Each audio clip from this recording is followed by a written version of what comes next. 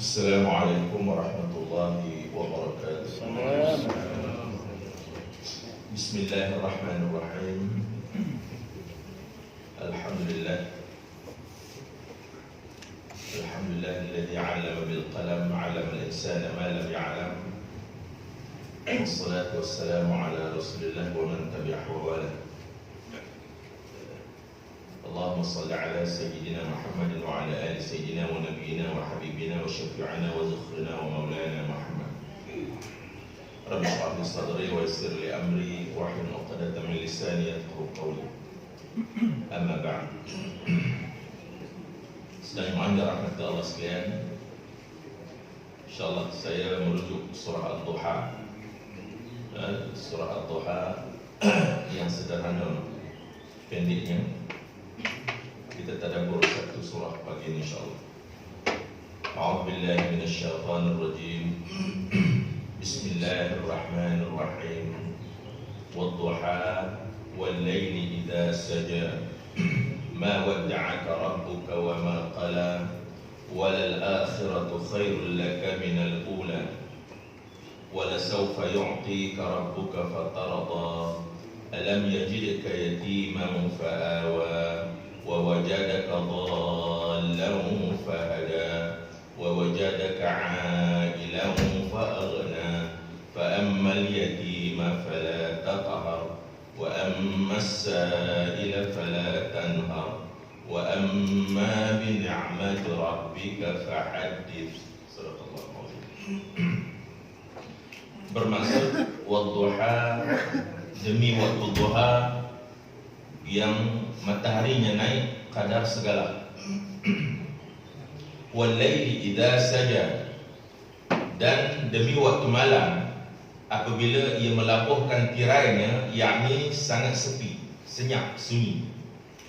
Ma wadda'aka rabbuka wa ma qala. Tidaklah engkau wahai Muhammad, Tuhanmu membencimu dan meninggalkanmu. Walal akhiratu khairul laka minal ula. Dan yang akhir itu adalah terlebih baik daripada yang pertama, yang awal, yakni akhirat itu lebih baik daripada dunia. Wala sawfa yu'tika rabbuka fatarda. Dan kami, yakni Tuhanmu, akan memberi kurnia kepadamu wahai Muhammad hingga engkau puas hati. Alam yajidka yatiman fa'awa. Bukankah Allah mendapati engkau itu yatim dan dialah yang menjadi penolong, yakni pelindung. Wa wajadaka dhalan fahada. Dan dia mendapati engkau berkeadaan tidak jelas, bingung, tetapi dialah yang memberi petunjuk. Wa wajadaka 'ailan fa'aghna. Dan Allah itu mendapati engkau dalam keadaan kesulitan, kekurangan, maka Allah lah yang mempercukupkan. Fa'aghna, ghani, memperkayakan. Fa'amal yatima fala taqhar. Dan kepada anak-anak yatim itu janganlah engkau berbuat sewenang-wenang. Wa ammas sa'ila fala tanhar. Dan kepada orang yang meminta-minta janganlah engkau redik, yakni mengasari mereka itu. Wa amma bi ni'mati rabbika fahaddits. Dan sesungguhnya kurnia Allah, yakni nikmat yang Allah kurniakan yang banyak itu dalam kehidupan, dalam perjuangan itu, jangan lupa, hendaklah engkau bersyukur. Ayat ini turun di Makkah. Pertama-tamanya wadduha wal-laili idza saja, demi waktu duha. Waw itu adalah salah satu antaranya huruful qasam, yakni huruf sumpah. Allah bersumpah dengan waktu duha dan waktu malam. Artinya selepas Allah bersumpah menjadikan waw itu huruful qasam, wa hiya al-waw wal ba wal ta. Huruf sumpah ni waw, ba dan ta. Itu yang kata wabillahi wa tallah itu. Dan sumpah ini bila dah bersumpah begitu, dia jadilah sumpah. Dan sumpah ini di mana-mana pun dia boleh bersumpah, maka jadilah sumpah. Sebab itu kalau tengok orang politik jahil tu, dia nak bersumpah pantang dia bertelagah sikit nak ajak pergi masjid junjung Quran nak bersumpah. Tu tak cerdik, tak ngaji. Asyik bertelagah je ajak pergi masjid nak akad sumpah. Pergi masjid nak junjung Quran. Tak, itu cara Kristian dalam gereja duk junjung Bible. Di dalam Islam, bila kata sumpah tu, dia buah pokok durian pun dia jadi sumpah.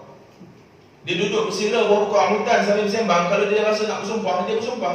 Maka jadilah sumpah. Dan dia wajib kena bayar. Bayar sumpah itu kalau dia nak langgar. Sebab apa? Sumpah itu bersungguh-sungguh dengan sumpah itu dia jadi sumpah.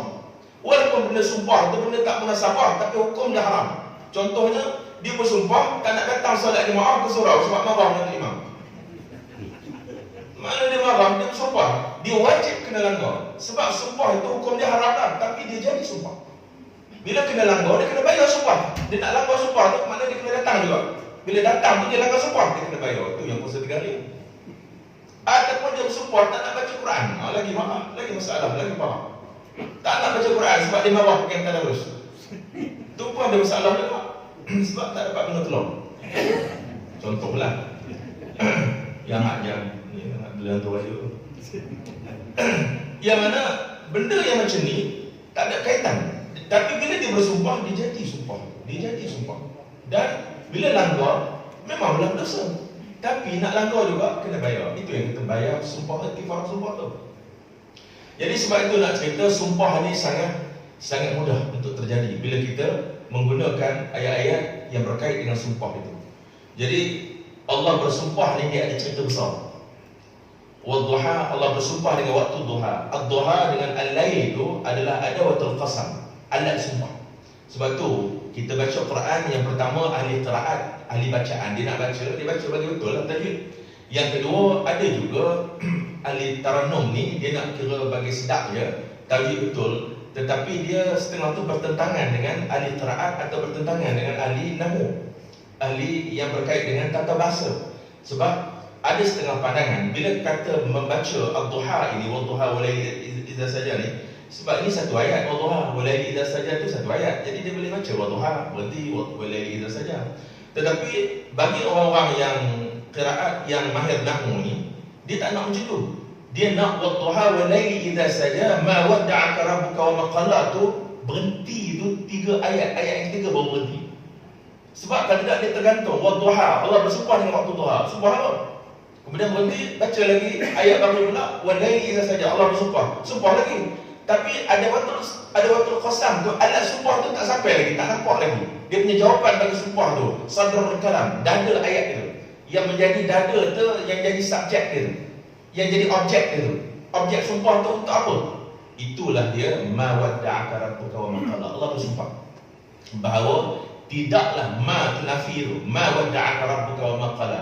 Aku tidak akan meninggalkanmu wahai Muhammad. Kita bersumpah, demi Allah aku cintakan kamu. Aku cintakan kamu tu, itu dada ayat. Tetapi nak bagi kuat lagi, demi Allah aku cintakan kamu. Maknanya disebut aku cintakan kamu tu tak kuat. Bila sebut demi Allah, dia jadi sumpah. Demi Allah apa? Aku cintakan kamu. Bila dia sebut demi Allah saja, dia berhenti. Lepas tu aku cintakan kamu, dia dah jadi subjek lain. Sebab tu dalam ahli nahwu dia nak sekali wadduha walaili idza saja ma wadda'aka rabbuka wa ma qala. Maknanya habis, settle 3 ayat. Sebab dia berkait macam serangkai walaupun dia 3 ayat. Itu ahli bahasa. Jadi sebab tu bila kata bersumpah ni, ini dah ada cerita besar. Adapun orang-orang munafik juga salah satu sifat dia Allah sebut dalam Quran, iaitu suka bersumpah. Sebab orang munafik ni kalau dia bercakap, dia tahu orang tak percaya. Padahal orang pun tak perasan. Tapi dia duduk perasan dalam hati kecil dia, orang tak percaya. Sebab tu dia galak bersumpah sehingga secara tak langsung tiba-tiba orang ternampak rupanya dia ni nampak lebih-lebih ni. Rupanya jenis munafik ni. Sebab dia sendiri tahu dia ni jenis penipu. Orang tak perasan, tapi bila dia berlebih-lebih, lalu orang nampak. Jadi perangai sifat munafik ini juga suka bersumpah-sumpah. Allah sebut dalam Al-Quran sampai benda yang tak munasabah. Sebab tu Rasulullah waktu berkhutbah tu, baru mula khutbah dia dah bangkit dah, sokong Nabi. Itu jenis munafik tu sehingga sahabat kenal. Bila sahabat kenal, sahabat tak ganggu sangat, cuma sahabat marah kalau mengganggu mereka. Jadi bila kata munafik tu, dia berlebih-lebih tu sampai tahap macam tu. Allah kata sifat mereka suka bersumpah-sumpah, walhal mereka itu palsu, maknanya plastik, sumpah yang menipu. Maknanya pemimpin dia baru nak cadang usul, dia dah sokong dah, belum keluar lagi, belum mula usul lagi. Maknanya jenis macam tu, sehingga ekstrim sangat, punya melampau baru orang nak cadang usul, saya mencadangkan benda, saya sokong. Dia ni jenis ni. Ada jenis mengkau ayun. Lalu disebut sumpahnya cerita besar. Ayat ini diturunkan di Makkah. tetapi penting dia dekat dengan perjuangan. Apa dia? Yang mana Nabi ini dalam satu riwayat ada 3 di dalam tafsir jalan lain menyebut bahawa wahyu tak turun banyak hari. Dan Nabi rasa dalam keadaan lemah lembu, khawatir, bimbang. Kenapa wahyu tak turun? Jibril tak datang melawat Nabi ni banyak hari dah. Nabi khawatir, apakah Allah marah dekat Nabi? Apakah Allah murka dekat aku? Nabi rasa macam tu sehinggalah Nabi tak bersihat. Ada riwayat kata Nabi tak solat malam 1 malam. Ada kata 2 malam Nabi tak bangun malam. Tak larat, lemah badan. Oh, jadi susah hati. Sehinggalah disebut datang seorang wanita di Mekah, di musyrikin Mekah. Wahai Muhammad, kami tahu syaitanmu telah tidak lagi datang mengunjungimu. Nampak? Nabi merasa sangat-sangat terluka. Syaitanmu tidak lagi datang mengunjungimu. Maksudnya Jibril. Kenapa dia kata macam tu? Sebab Nabi ni dia bersifat tabligh, menyampaikan. Dia tidak bersifat kitman, duk sorok menyembunyikan. Tidak. Sebab tu bila Nabi dapat wahyu, Nabi tak simpan. Terus Nabi pergi dekat Kaabah tu duk ceramah, duk bacakan wahyu tu, sebab Nabi menyampaikan. Jadi bila Nabi dah banyak hari tak ceramah, itu yang pokok musyrikin Mekah kata Muhammad ni malaikat tu tak datang yang dia dakwa malaikat tu. Jadi mereka mulalah buat tuduhan macam-macam. Pokok ni dia guna segala media yang ada, heboh dalam Facebook semua lah. Dia nak menjatuhkan Islam tu, dia guna macam-macam pokok musyrikin. Itu yang sampai disebut Ummul Jamil, Miss Universe. Ummul Jamil, dia ni isteri kepada Abu Lahab. Datang bertemu Nabi. Wahai Muhammad, kami tahu lelaki yang kamu dakwa malaikat itu tidak lagi datang bertemu dengan kamu kerana mereka telah meninggalkan kamu. Tuhanmu telah meninggalkan kamu, wahai Muhammad. Dia pergi. Nabi lagi rasa susah hati. Lalu hinggalah Nabi bangkit daripada katil tu, dalam keadaan tak berapa sihat. Itu riwayat katil tu cerita lain lah dalam bab Syama'il Muhammadiyah. Tinggi mana, saiz mana, macam mana, biasa je katil. Yang mana Nabi kata, wahai Khawlah, di rumah Khawlah, Nabi kata, wahai Khawlah, aku dah jadi kita. Sebab Khadijah pun ada kata dekat Nabi beberapa hari sebelum tu, wahai Rasulullah, apakah Tuhan memarahi kita? Ada benda yang Tuhan tak suka kita buat. Itu yang Nabi rasa bimbang tu. Dan Nabi bertanya, wahai Khawlah, aku dah jadi kita. Apa yang berlaku pada kita dan pada rumah tangga kita? Nabi berada di rumah dia. Lalu Khawlah kata, ya Rasulullah, aku baru teringat pagi tadi aku telah membersihkan rumah ini. Ini riwayat yang ketiga. Aku telah membersihkan rumah kita ni, dan aku terjumpa seekor bangkai anjing di bawah katil, dan aku telah bersihkan seekor bangkai anak anjing. Aku telah bersihkan pun.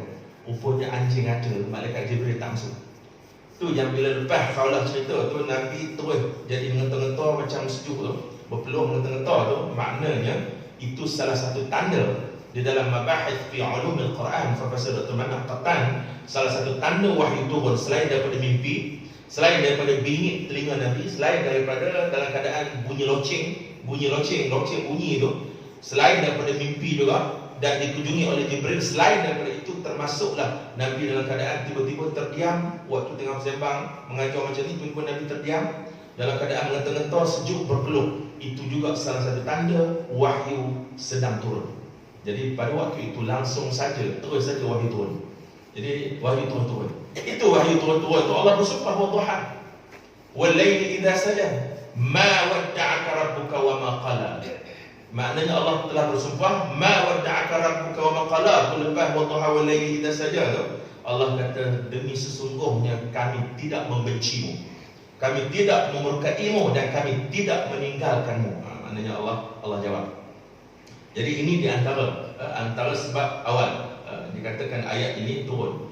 Dan ayat ini juga nak menjelaskan tentang ada beberapa perkara. Yang pertama, sabit dengan perjuangan, harapan dan permohonan tulus kepada Allah, yang mana minta Allah ini tolong menjaga dan memelihara para pejuang, nak memelihara perjuangan ini. Sebab tu Allah menyebut, kami tidak akan meninggalkanmu wahai Muhammad. Maknanya perjuangan Nabi ini betul, Allah akan melihat dan Allah akan bantu bersama dengan para sahabat. Inilah antara motivasi perjuangan. Sebab peringkat Mekah ni jerih perit, teruk, dalam keadaan perit sungguh-sungguh. Sebab yang di Mekah ni dia mulutnya, dari segi kegunaan medianya, dan dalam waktu yang sama orang Mekah ni, musyrikin Mekah ni, dia ada rantaian dari segi kerajaan-kerajaan kufur di sekeliling semenanjung tanah Arab tu, yang mana kiblat mereka sama, kufur. Bila kufur ni senang saja berita tu nak disampaikan untuk memburuk-burukkan Nabi dan Rasul.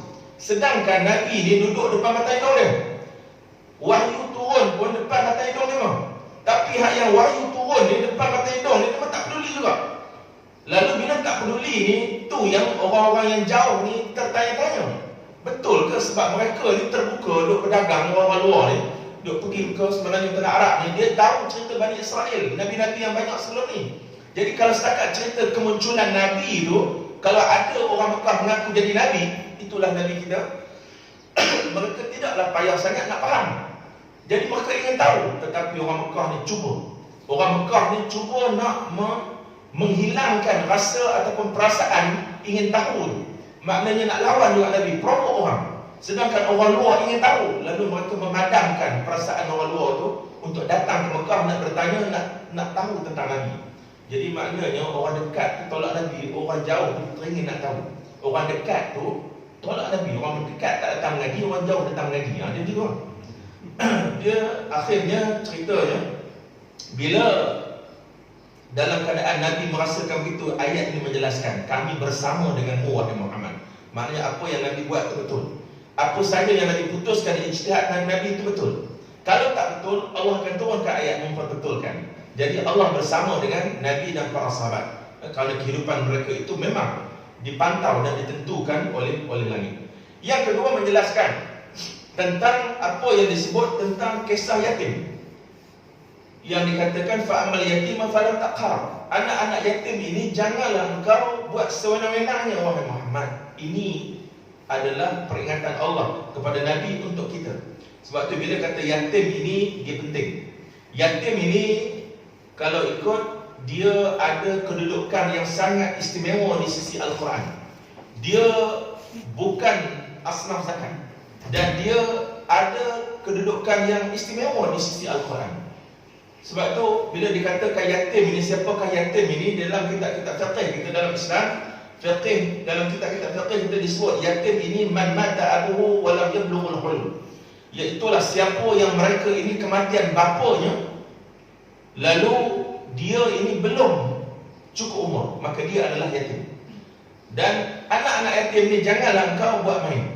Di dalam Sunan Abi Daud disebut yatim ini la yutma ba'da al-ihtilam. Tidaklah dikatakan yatim itu melainkan mereka ini yang mana belum ihtilam, belum bermimpi. Dan tidaklah dikatakan yatim itu jika sekiranya telah bermimpi.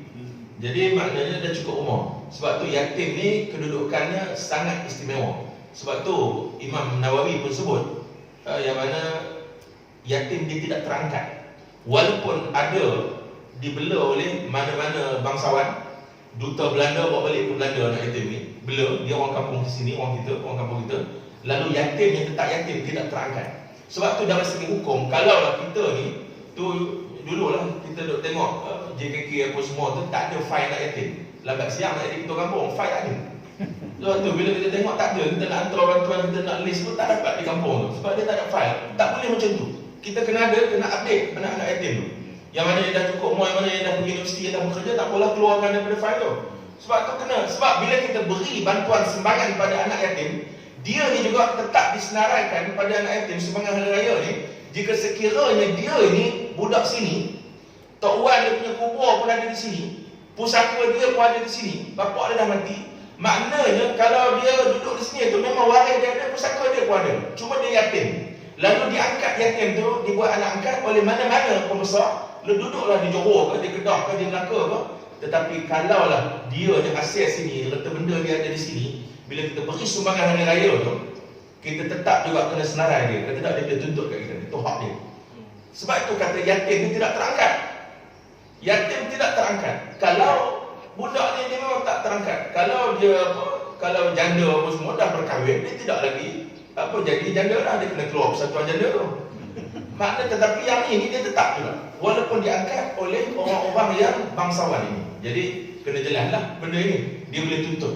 Jadi bahaya tu. Hak anak yatim ni Allah kata jangan kamu perbuat sewenang-wenang ni, kerana ada peringatan daripada Allah. Sebab yatim ni dia duduk menyisip dalam banyak ayat. Dia bukan asnaf zakat, tapi Allah sebut fadzalikal ladzi yad'ul yatim. Hendaklah kamu menyantuni anak-anak yatim. Wa yas'alunaka 'anil yatama. Mereka bertanyamu wahai Muhammad tentang yatim. Maknanya yatim ni dia ada banyak ayat yang letak ayat tu tentang dia. Sebab walaupun dia kaya, tetapi hati dia tetap, jiwa dia tetap kekurangan. Bapa kandung dia dah tak ada, dah mati. Jadi sebab tu bila kata yatim ni dia mendapat kedudukan yang istimewa, kita pun kena fikir sebab sumbangan yatim ni hak masyarakat Islam. Wajib dalam wilayah ini kita kena ambil berat. Sebab tu kita kena ingat juga yatim ni bukan asnaf zakat. Jadi kalau tak asnaf zakat, bagilah yang bukan zakat. Sebab zakat ni dalam surah Taubah tu, innamas sadaqatu lil fuqara wal masakin tu, dia tidak ada anak yatim. Dia bukan asnaf zakat. Sebab kebanyakan yatim ini walaupun ada yang miskin, kebanyakan yatim ni dia kaya. Kalau bapa mak mati aksiden ke buat insurans dia pun ratus ribu. Mana ada pemegang amanahnya, ada pusakanya, kebanyakannya begitu. Dia ditampan oleh pakcik-pakcik dia, wali-wali dia. Maknanya boleh jaga dia, maknanya ada tanggungjawab. Ini yatim. Jadi sebab itu ada kita ni kadang-kadang kita buat silap. Saya pun ada sahabat-sahabat di college yang mana ada setengah pencerah cikgu-cikgu kita ni dia ada buat silap, iaitu dia nak beri apa yang dikatakan zakat. Zakat ni kadang-kadang kalau tengok bulan Ramadan ni mereka buat dua kesilapan. Yang pertama, dia nak bawa keluar zakat bulan Ramadan, padahal dia wajib zakat dah pada bulan Syaban dulu. Pada bulan Rejab tu dah wajib dah cukup dah haul nisab tu. Boleh dah bawa keluar segera kan. Tapi dia tunggu Ramadan nak ambil kelebihan. Bolehlah dapat kelebihan, tetapi satu benda kena ingat. Kalaulah duit tu dia dah sisihkan, bubuh 2-3 ribu untuk zakat tu dalam almari, tiba-tiba duit yang dia belanja tu ada musibah apa semua hak yang duit pokok tu, dia dah belanja kira habis dah duit dia. Kalau tahun depan tak payah dah zakat dia lah sebab dia dah tak cukup nisab dah. Tetapi duit itu memang kena zakat. Jika sekiranya duit itu hilang, maka dia kena qada, kena ganti balik. Mana kata orang pecah rumah? Dan lebih teruk lagi, kalau dia meninggal, anak-anak tak tahu. Anak ingat duit pusaka, maka beda bagi dia ingat pusaka. Jadi sebab tu duit tu bila dia dah sisihkan, itu kena ingat bukan hak dia, itu duit orang. Bila duit orang, jangan simpan nama hak orang. Bila dah layak zakat, duit itu duit orang dah, bukan duit kita. Jadi kalau simpan hilang, kena ganti balik duit orang. Siapa suruh simpan? Maknanya kena selesaikan. Jadi ini antara salah satu kesalahan. Yang kedua, kesalahannya dia duk pergi rumah anak yatim, duk beri zakat ini. Yang mana bukan dia layak terima zakat, tetapi dia beri kerana tak jelas, tak faham. Jadi maknanya bukan di rumah anak yatim, maknanya bukan beri. Tapi ada nak pergi rumah anak yatim. Saya pun tak tahu silap ke tidak. Saya tahu mungkin dia bukan nak jumpa anak yatim sangat, sebenarnya dia nak jumpa janda tu. Jadi dia apa? Maknanya ini kesilapan. Adapun anak yatim yang betul-betul miskin, kebetulan dia miskin, dia layaklah zakat, bukan kerana yatimnya, kerana miskinnya. Apa pun kita nak sebut, dia tidak terangkat hanya dengan anak angkat.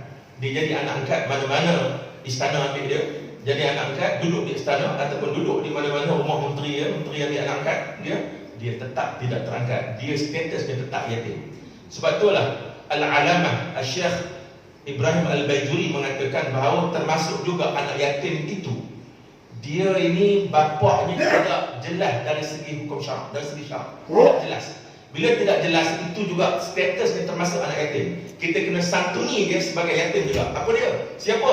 Yang pertama, anaknya anak tidak satara, anak zina. Anak zina ni biasanya lepas ke mana dah, bapak biologi dia dah tak tahu, hilang dah, tinggal aja, perempuan itu mengandung seorang-seorang. Lepas tu adalah anak itu, maka dia ada hukum. Bila disebut anak zina ni, dia tetap juga ada hukum dalam Islam. Apa dia? Anak zina ni pemilik dia ibu dia. Sebab tu dia dinisbahkan kepada ibu dia. Kalau ibu dia mati, anak ini layak memiliki pusaka daripada ibu dia. Jadi ibu ni pula, kalau lepas tu dia berkahwin dengan orang lain mana-mana, dia berkahwin, ada anak dia yang sah dengan suami baru tu, okey. Tetapi yang ni dia punya zakat fitrah tu, tanggungjawab tugas hakiki dia. Tugas hakiki dia, tanggungjawab job description dia, bidang tugas ni, dia tetap bawah ibu. Ibu dia kena bayar zakat fitrah. Walaupun budak ni ada di asrama sekarang, contohnya di MRSM, ada MRSM yang kena lockdown, tak boleh keluar. Ada asrama yang tak boleh keluar, yang mana lewat balik aku semua tu, tak silap si Greek pun, Greek kena lockdown. Dia punya budak asrama tak dapat balik. Yang mana disebut bahawa mak dia, kalau itu anak dia, anak yang anak tidak sah taraf tu, maka dia selesaikan zakat fitrah tu. Dan zakat fitrah ni pula hukum dia luas, dia tak macam zakat harta. Siapa-siapa pun boleh bayar kalau nak belanja. Maksudnya jiran kita ni orang susah, family tu ada 7 orang, kita nak sponsor dia zakat fitrah tahun ni. Kita terus pergi bayar. Lepas tu bagi resit. Dekat jiran ni ada 7 ni aku dah bayar dekat kamu, tak apa jangan risau. Cakap dia lah dekat ketua rumah dia, aku dah bayar dekat kamu, jangan risau, ambil ni. Aku dah bayar. Maknanya kita boleh belanja macam tu. Macam tu lah juga yang anak tidak sah taraf ni. Maknanya kita boleh belanja. Boleh. Untuk bila imam nak belanja boleh. Boleh belanja, boleh jumpa janda. Maknanya dia apa, orang lain tu boleh bagi.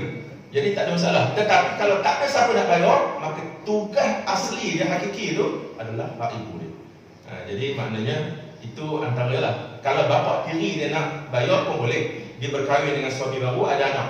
Cuma hak nombor 1 sulung ni, hak ni dia status dia lain sikit, tidak setara lain. Lalu bapa tiri pun nak bayar semua, dia tak nak beza-beza kalau nak bayar. Ya boleh lah, tak ada masalah. Kemudian nak cerita apa pun ini ni termasuk statusnya anak yatim. Sebab tu bila kita ni di surau, di masjid semua, JSPK semua ni nak bagi sumbangan hari raya, dia ini juga termasuk list dalam senarai anak yatim. Dia hukum dia yatim. Bagi je lah, tak payahlah kita ungkit kisah lalu tu. Kisah lapar tu itu urusan mak dia. Mungkin mak dia tu lebih bersih daripada kita, dah taubat dia dah diterima dan sebagainya. Jadi benda tu bukan urusan kita. Kita hanya menyantuni anak yatim ni, kerana ini Al-Quran suruh begitu. Begitulah juga yang kedua, melibatkan haf, sumpah. Maknanya bergantung laki bini sambil cerai-berai, aku tak mengaku tu anakku. Bab tuduh berzina ni berlaku li'an. Sumpah li'an, sumpah anak tu. Ada setengah tu sampai bersumpah-sumpah ni dalam kes macam ni pergilah ke Jabatan Agama bab nikah cerai dan rujuk tu, buka file memang lama. Yang mana bercerai-berai dia tak mengaku tu anak dia. Dia kata ni apa, mungkin kehidupan orang macam ni dia sosial sangat apa semua, dia tak percaya tu anak benih dia. Lalu dia akhirnya bercerai-berai, dia tak nak bankkan ke dia. Ada juga banyak macam ni. Jadi anak ni juga disebut tidak jelas, syubhah. Tidak jelas, tak juga kita kata anak tak santara. Anak yang ni kita tak kata macam tu, yang ni cuma tak jelas, syubhah. Lalu yang ini juga kalau mak dia bela ni, maka dia juga statusnya anak yatim. Al-Alamah Al-Syekh Ibrahim Al-Bajuri, ini mazhab Syafi'i, yang mana dia dikira juga anak yatim. Dan termasuk juga anak yatim tu, tuan-tuan nak balik lepas kuliah ni, tengok-tengok ada bunyi kucing, kucing beranak kalau ada plastik, rupanya orang letak ada buat budak kecil sangkut kat bawah. Tiba-tiba tuan dia ambil, buat pergi ke mahkamah apa semua, dapat hak untuk jagalah. Bila jaga ni, yang ni JK seorang kena tahu, JK masjid kena tahu, JKK kena tahu. Sebab status anak ni, dan kita pun wajib kena bagi tahu. Sebab ni bukan bank kita, bukan anak kita pun. Lalu anak angkat ni kita jaga sebagai anak angkat, dia ada hukum dia. Lalu yang ini juga, dia bukan anak haram, bukan anak tak santara. Yang ni kita tak tahu, syubhah. Lalu yang ni juga statusnya anak yatim. Jadi jangan susah hati, anak yatim bukan setakat yang man-mada abuhu tadi, siapa yang mati bapaknya, termasuk juga yang bapaknya tidak jelas. Dalam masyarakat kita, yang ni juga dikira yatim. Jadi sebab tu bila kata dikira yatim, jadi menyantuni anak yatim ni disuruh oleh Al-Quran. Dia lain daripada bab zakat. Dalam bab pemberian sedekah apa semua ni, memberi kasih sayang apa semua ni, anak yatim ni dia dituntut oleh Al-Quran. Banyak hadis-hadis Nabi mengatakan di akhirat nanti, dia dekat dengan aku orang yang jaga anak yatim ni. Apa dia? Dekat dengan aku macam jari ni, tangan mana sangat boleh pisah, rapat bawah jari. Maknanya dia dekat dengan aku anak yatim. Sebab tu dah Al-Quran, fa'ilam tuqsitu fil yatama tu, ayat jika kamu tak mampu untuk jaga, untuk menguruskan anak yatim, barulah kamu fankihu ma taba lakum minan nisa. Yang pertama-tama Al-Quran menggalakkan, yang mana ayat itu turun kepada Nabi, menggalakkan berkahwin mereka awal tu dengan ibu-ibu tunggal yang ada anak-anak yatim, anak-anak kecil. Kerana dulu banyak bapa yang telah terbunuh syahid dalam peperangan. Jadi banyak budak-budak kecil ni yang mana ada ibu yang menjaga. Nabi menggalakkan berkahwin dengan anak yatim, berkahwin dengan balu-balu yang ada anak yatim, supaya boleh jaga anak yatim. Sebab tu kalau nak cari balu yang anak yatim dia banyak. Itu cari nak dapat. Maknanya cari yang balu ni banyak, untuk yang ada banyak anak yatim. Dan kalau tak mampu nak menguruskan anak yatim, ekonomi dia pun tak kuat, barulah fankihu ma taba lakum minan nisa'i mathna wa thulatha wa ruba'. Kahwinlah dengan mana-mana wanita 2, 3, 4. Maknanya tak mampu urus anak yatim, barulah kahwin dengan yang biasalah anak dara ni. Jadi ini gesaan Al-Quran. Jadi sebab itu sekarang ni pun anak yatim kita pun ekonomi agak boleh tahan orang kita. Lalu kadang-kadang di sekolah tu anak-anak yatim ni yang duduk rumah anak yatim tu, dia pun dapat baju raya dah. Kita pun tak bawa anak lagi, yang ni pergi beli baju raya, tapi budak-budak tu dah ada 3 pasang. Dah ada 3 pasang, kadang-kadang dia pula mengganggu anak kita. Bila tanya, kau dah beli belum baju raya? Belum lagi lah, bapak aku tak bawa pun pergi Syamansi. Dia pergi pergi mall. Lepas tu yang dia kata, kau ada dah? Aku ada dah. Kat rumah yatim orang datang, malam tadi pun datang lagi, bagi lagi satu, ada 3. Budak kita pun, anak-anak cucu kita pun duduk Singapura tu yang balik rumah tanya, mak, bila nak pergi shopping? Lepas tu mak kata belum lagi. Tu dia tanya, mak, ayah bila nak mati?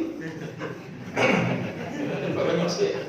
Dia apa, anak yatim ni kira disantuni okey lah. Ada yang menyantuni anak yatim. Maknanya inilah selari dengan kehendak Al-Quran. Itu yatim. Yang kedua disebut juga fa'amal yatima fala taqhar wa ammas sa'ila fala tanhar. Dan orang yang meminta-minta ni janganlah kamu hardik, kamu kasari mereka itu. Sebab tu yang meminta-minta ni maknanya kita ni orang miskin, orang yang kita santuni ni, bila orang minta jangan kita kasar mereka. Kadang-kadang kita pun rasa rimah, tapi jangan kasar. Sebab kasar tu walaupun rasa rimah, dia datang time tak munasabah ke apa, ke tengah makan ke apa ke, tetap juga berdosa. Kita tengah makan, dia bukan nak minta ikan siakap kita tu, dia nak minta RM1 je. Maka berilah RM1 tu. Jadi maknanya dia bukan nak minta banyak. Bila dia datang ni ayat dia, jangan kamu mengasari, menghentik mereka itu. Sebab tu ayat ini juga kena faham. YP orang politik pun kena faham. Pusat khidmat tu kena jaga. Jangan letak hak yang jaga kaunter tu yang jenis kepala otak tak senonoh. Dia kira duk kasar kat orang nak datang. Memanglah nama berpusat aduan. Sebab tu yang datang tu macam-macam jenis manusia. Ada macam-macam datang minta tolong. Dia minta tolong sampai tali kasut anak dia putih pun dia datang. Minta kasut tali tak ada. Kan? Tu belum cerita nak buka sekolah lagi. Kalau yang dulu-dulu tu pun ada juga setengah YB kita pun jenis Mangkuk Ayun ni. Dia pakai dia dekat nak buka sekolah, dia pergi umrah. Dia tinggal pusat khidmat tu terkial-kial pegawai kan. Dulu pun ada perangai macam tu pun ada. Bila kita pergi umrah 2 tahun, kita jumpa bersusun YB dekat Mekah. Maksudnya dia pergi melarikan diri. Ada yang macam tu. Tetapi yang ni tak boleh kasar. Hak jaga kaunter ni tak boleh kasar. Maknanya jangan menghentik orang. Kalau ada yang perangai tak sunnah macam ni, wajib kena tegur. Tak payah duduk kerja lah, pergi duduk rumah baik, kena rintah lagi baik. Maknanya tak boleh macam tu. Yang ni adalah gesaan Al-Quran. Maknanya tetap Al-Quran menegak. Maknanya Al-Quran Allah murka. Bagi orang yang kasar, dah lah dia datang tu, dah tentu dia susah. Kalau dia senang, dia tak datang. Dia pun malas nak datang. Dia pun memang malas meluat tengok muka YB tu pun. Dia malas nak datang, macam-macam. Dia pun macam-macam. Tapi orang ni dia dah tak ada pilihan. Nak pergi jumpa tempat lain pun tak, orang tak percaya dia. Jadi dia sebagai pengundi, dia carilah YB dia. Jadi yang ni yang berlaku. Sebab tu Allah sebut jangan. Dan memberi sumbangan ini antaranya pahalanya sangat banyak. Ni hadis lain sabit. Dia sabit dengan hadis lain, memberi sumbangan. Memberi sumbangan ni tak semestinya banyak, boleh jadi sikit. Sebab Nabi juga menyebut ittaqun nar walau ittaqun nar walau bisyaqqi tamrah. Takutlah kamu dengan api neraka dan kamu benteng dindinglah diri kamu dengan api neraka bisyaqqi tamrah, walaupun dengan potong-potong buah tamar. Buah tamar tu bukan sebiji, yang dipotong-potong pun boleh jadi dinding kita dengan api neraka. Man tamar tu belah 2 atau belah 4. Dapat 4 orang makan buka puasa sebiji tamar. Lalu yang tu boleh jadi dinding dengan api neraka. Sebab tu saya tak setuju bila ada orang menyebut bahawa kita nak rezeki banyak. Ini pokok motivasi ni pun pasal tak ngaji. Dia dah ambil ayat Quran ni, dia dah ambil tentang pengajaran ni, tentang kau nak boleh cari duit je. Jadi dia ambil yang tu lah. Hak yang lain tu tentang sedekah, tentang syukur pun dia tak fikir. Dia kata kalau nak dapat banyak, kita boleh sedekah banyak. Kalau dapat sikit, nak sedekah sikit, dapatlah sikit. Dia tak macam tu. Bukan banyak, bukan sikit. Sejauh mana kita ikhlas dan kualiti sedekah tu. Hak yang kerja biasa-biasa je, dia bagi RM5 tu dah banyak lah. Tapi bagi yang ada duit ni, dia setiap bulan masuk RM10,000, setakat RM10, RM100, apa sangat bagi dia. Jadi maknanya kualiti dan keikhlasan dia. Maknanya yang itulah yang mendapat besar mana pahala. Jadi ini disebut dalam bab menyantuni orang-orang yang susah ni. Begitulah juga bila sebut ayat ini juga nak disebut bahawa ayat ini, ayat yang ketiga tu Allah menjawab ma wadda'aka rabbuka wa ma qala tu. Tidaklah kami meninggalkan engkau atau membenci engkau wahai Muhammad. Di dalam perjuangan ni Allah sebut apa? Kami tidak meninggalkan engkau wahai Muhammad. Allah jawab ayat 4 hingga 8 di dalam ayat ini, dalam surah Ad-Duha ini. Apa dia? Walal akhiratu khairul laka minal ula. Kamu buat kerjalah, berjuanglah, yang mana akhirat esok kamu akan dapat lebih baik daripada yang di dunia ini. Berjuanglah ganjarannya. Sebab tu Allah kata kami tidak akan meninggal kamu wahai Muhammad. Kami sediakan untuk benda ni pada kamu ni akan datang. Dan juga sekarang dan juga dulu pun. Apa dia? Allah jawab lagi. Wala sawfa yu'tika rabbuka fatarda. Ini perjuangan. Yang mana wahai Muhammad, kami ini akan menganugerahkan, memberi kurnia kepada engkau bersama dengan sahabatmu yang bekerja, yang berjuang ini. Apa dia? Yu'tika rabbuka fatarda. Kami memberi engkau ini sampai mana pemberian itu? Sampai engkau rasa puas hati. Maknanya Islam tu akan menang. Sebab tu ayat walaupun pendek, idza jaa nasrullahi wal fath, ayat turun di Madinah.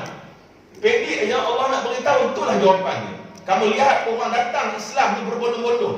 Sebelum dia susah nak berjuang Islam, sampai mati syahid berjuang bawa senjata. Bila Islam ada negara, boleh tunjuk instrumen kehebatan Al-Quran, kehebatan Islam tu. Segala polisi dasar dalam negara itu terpancar daripada pancaran Al-Quran yang memerintah tu, yang orang kata maqasid syariah tu. Maka pada waktu itu terlihatlah kehebatan Islam. Masa tu kita tak teruk sangat nak dakwah dah. Sebab TV kita punya, mahkamah pun kita punya, penguasa pun kita punya, jentera kerajaan semua kita punya. Boleh digunakan untuk buat kerja kebaikan, untuk buat kerja dakwah, supaya orang melihat kehebatan Islam ini. Maka pada waktu itu kamu akan lihat wa ra'aitan nasa yadkhuluna fi dinillahi afwaja. Datang orang masuk Islam berbondong-bondong. Itu Allah jawab. Itu Allah jawab apabila Islam dah berkuasa.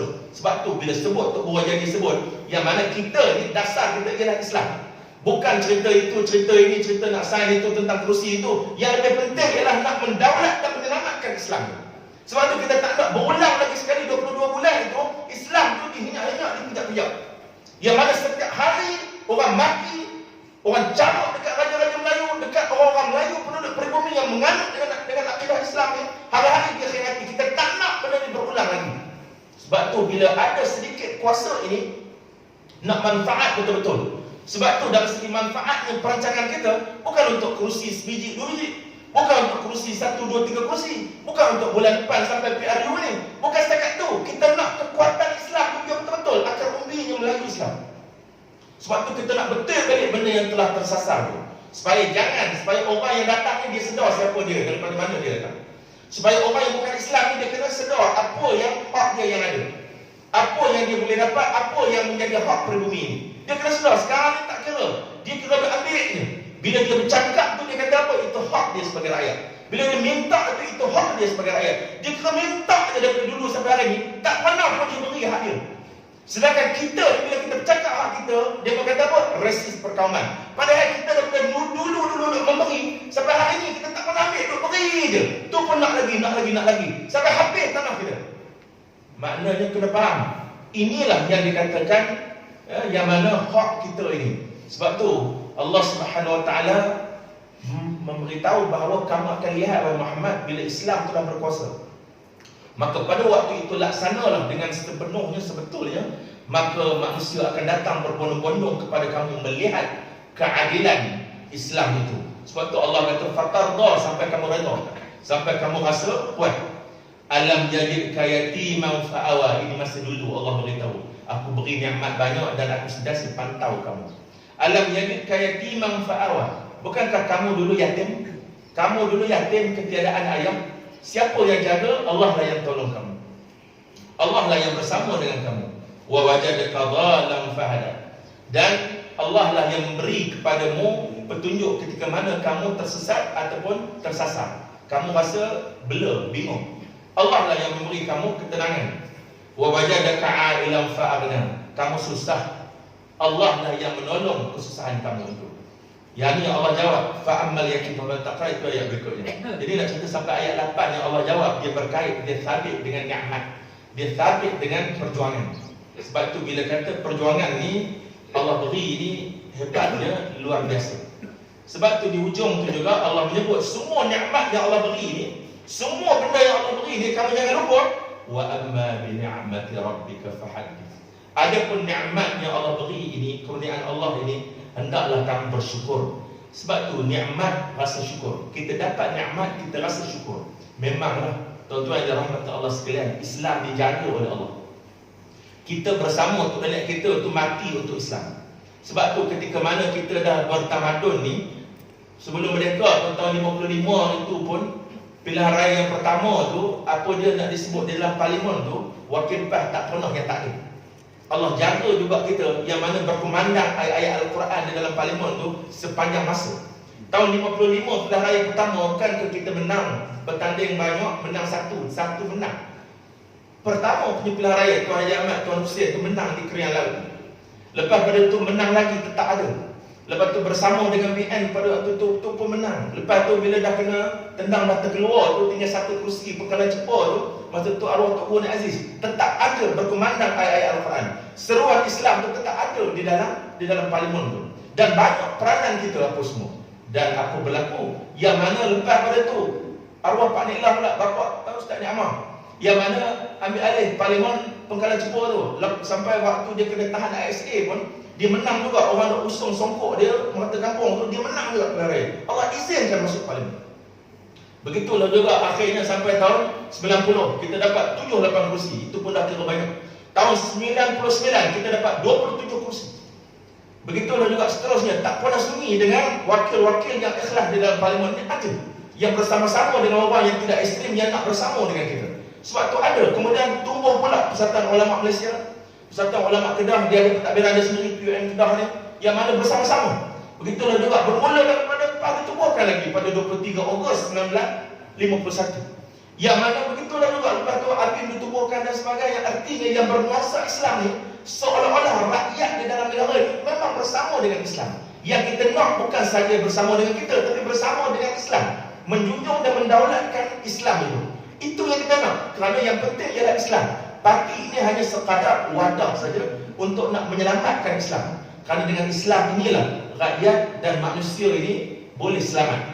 Sebab tu bila kata agama ini, peranan kita, hak yang masih kita ada masa ni, kita buat apa yang kita mampu buat.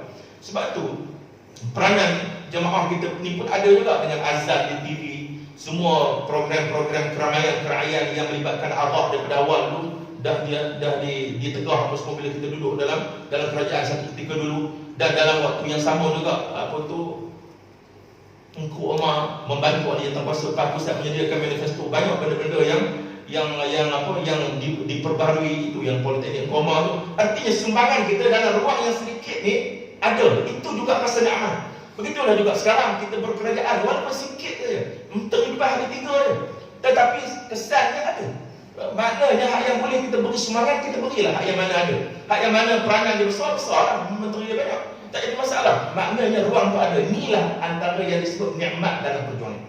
Sebab tu pilihan raya 2016, 2017 PRN Sarawak dulu, saya ambil cuti lebih 10 hari, duduk di sana. Lepas tu bersama duduk kempen apa semua, masuk nak mengundi besok tu, malam ni kena masuk dah pergi tempat ibadah Rumah Panjang, masuk ke Hutan Rimau. Masuk Hutan Rimau, dia boleh bawa bersia-sia lagi, bukan nak kata bersia-sia dalam hutan. Dia boleh bawa, tak apalah, kita pun pergi sehari semalam tu, tidur malam tu pun risau takut silap badan, takut terpeluk anjing kata Rumah Panjang. Bayangkan tuan-tuan nak mandi pula, Allah. Memanglah sungai banyak, tapi sungai tu banyak asal berayu aja ada boyo ni dia. Asal berayu ada boyo, asal boyo ada berayu. Lepas tu tak tahu, mandi di bilik mandi dia, ada bilik mandi dia. Dia sedia bilik mandi dia besar bilik mandi dia punya dinding dia sekepin dia, kita mandi pun tak tahu nak tutup belah mana. Maknanya macam tu. Itu waktu mengundi besok tu, kita tengok waktu kita kempen, kita sebut kami daripada Malaysia, daripada Semenanjung ni, Parti Islam Malaysia, pas sebut Islam sebab nak tengok dia itu legit ke tidak. Kita sebut Islam. Padahal Imam Imran dengan tattoo apa semua ni duk sambut kita pula tu. Sambut kita, siap masak nasi, siap daging masa hitam. Tak tahu dah daging apa benda. Kami punya susah hati masa ni duk cuncang masak apa benda lah kita nak lewat. Kita kata kita puasa lah. Nak makan dia bukan kita pun tak boleh makan. Tapi dah tak nak makan tak apa, dia siap bilik lagi. Suruh tidur elok-elok, dia jaga kita. Hak ibad makan surat pendek kan. Kita sebut kita ni parti Islam, kita sebut Islam tu. Kita promote Islam tu dalam Hutan Rimau. Besok waktu mengundi dah tengok peti-peti undi itu hari tu, kami punya rasa seronok je sebab peti undi yang saya jaga tu, saya rasa menang besar lah sebab kita dapat satu je undi. Satu je undi. Masa tu kami punya seronok dapat satu undi tu macam dah menang. Sebab kita bawa Islam, kita sebut Islam, kita tak sorok, kita tak tipu. Dan satu undi tu dia bagi dalam keadaan dia sedar yang kita ni adalah bawa parti Islam. Maknanya benih kita dah ada. Dan kawan-kawan yang petinggi lain pun dapat satu-satu. Balik tu kami punya seronok sampai ke Semenanjung. Kerana dapat dalam lautan ribuan tu orang kenal kita. Ini yang kata nikmat dalam perjuangan ini lah dia. Yang mana kita rasa seronok. Inilah yang Allah sebut. Jadi dalam ayat ini, wa amma bi ni'mati rabbika fahaddits ni. Nikmat yang Allah beri kepada kamu, kurnia ini, janganlah kamu lupa, hendaklah kamu bersyukur. Inilah dia. Sebab tu surah Ad-Duha ni surah yang berkait tentang perjuangan. Yang mana hanya orang berjuang saja dia boleh merasai nikmat berjuang itu. Bagi orang yang buat satu benda itu, dia merasailah kejayaan itu nikmat bagi dia. Sebab tu bila Allah sebut ni, inilah jawapan bagi Nabi. Wa ra'aitan nasa yadkhulu fi dinillahi afwaja. Kamu akan lihat nanti dengan apa yang kamu syukur Allah beri nikmat walaupun sedikit, tetapi akhirnya manusia akan datang berbondong-bondong jika sekiranya kamu ikhlas melaksanakan Islam dan kamu pamerkan kebenaran Islam itu dan kehebatan Islam itu memerintah dan menguasai dunia. Maknanya Allah tidak akan mensia-siakan segala penat jerih kita. Kalau tak rasa menang time ni pun, mungkin time kita dah tak ada pun menang, dan kita mati dalam keadaan proses menuju kemenangan tu, mati dalam keadaan istiqamah ni, itu juga mati, itu juga satu kemenangan. Tuan-tuan yang dirahmati Allah sekalian, saya rasa sekadar ini dulu yang dapat saya sampaikan. Yang baik itu datang daripada Allah, yang lemah itu daripada kefakiran saya sendiri. Al-kamalu lillah nafsan lana. Aqulu qawli hadha wa astaghfirullah al-azim li wa lakum wa lisa'iril muslimin wa muslimat wal mu'minin wa mu'minat was sa'imin was sa'imat bi rahmatika ya arhamar rahimin. Innallaha huwa ghafurur rahim. Al-Fatiha. Bismillahirrahmanirrahim. Alhamdulillah. Ar-Rahmanir Rahim. Maliki. Iyyaka na'budu wa iyyaka nasta'in. Shiratal ladzina an'amta 'alaihim ghairil maghdubi 'alaihim waladdallin. Bismillahirrahmanirrahim. Allahumma shalli 'ala سيدنا محمد وعلى آله وصحبه وبارك وسلم. اللهم أغننا بالعلم وزينا بالحلم وأكرمنا بالتقوى وجملنا بالعافية. اللهم اغفر لنا ذنوبنا ولوالدينا وارحمهم كما ربونا صغارا. اللهم إنك عفو كريم تحب العفو فاعف عنا وعن والدينا وعن جميع المسلمين والمسلمات والمؤمنين والمؤمنات والصائمين والصائمات والمجاهدين والمجاهدات برحمتك يا أرحم الراحمين. وصلى الله على سيدنا محمد النبي الأمي وعلى آله وصحبه وبارك وسلم والحمد لله رب العالمين. تقبل الله. Takbir! Allah!